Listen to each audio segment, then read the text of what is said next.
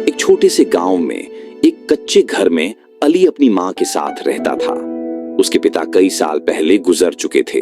अब उसकी जिंदगी में सिर्फ गरीबी, सब्र और अल्लाह पर भरोसा था। अली सिर्फ 12 साल का था, लेकिन उसकी बातें बड़ी समझदारी से भरी हुई थीं। हर सुबह फज्र की अजान के साथ उठता, वजू करता और मस्जिद में नमाज पढ़ने जाता।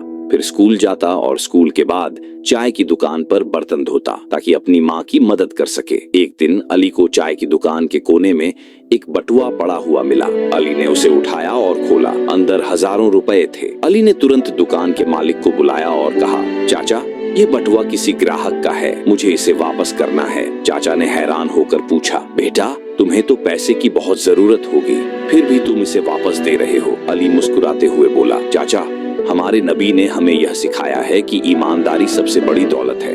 एक सच्चा मुसलमान कभी किसी की चीज नहीं छुपाता। कुछ घंटे बाद एक बूढ़ा आदमी दुकान पर आया, हांफते हुए और परेशान था। क्या किसी ने मेरा बटुआ देखा है? उसमें मेरी 2 महीने की दवाइयों के पैसे थे। चाचा ने गर्व से अली की तरफ इशारा किया। बूढ़े आदमी की आंखों में आंसू आ गए। उसने अली को दुआ दी, अल्लाह तुम्हें इल्म दे, इज्जत दे और तुम्हारा दिल हमेशा सच्चा मुसलमान बनाए रखे। ये छोटा सा वाकया गांव भर में फैल गया। अली की ईमानदारी, धार्मिकता और सच्चाई ने सभी के दिलों को छू लिया। स्कूल के एक अध्यापक ने अली की पढ़ाई का खर्चा उठाने का फैसला किया। वक्त बीतता गया और अली बड़ा होकर एक बड़ा आलिम ए दीन बन गया, लेकिन वह हमेशा विनम्रता और सच्चाई के साथ जीता रहा, क्योंकि उसे यह हमेशा याद था, सच्चा मुसलमान वही है जो अल्लाह से डरे और लोगों के साथ इंसाफ करे।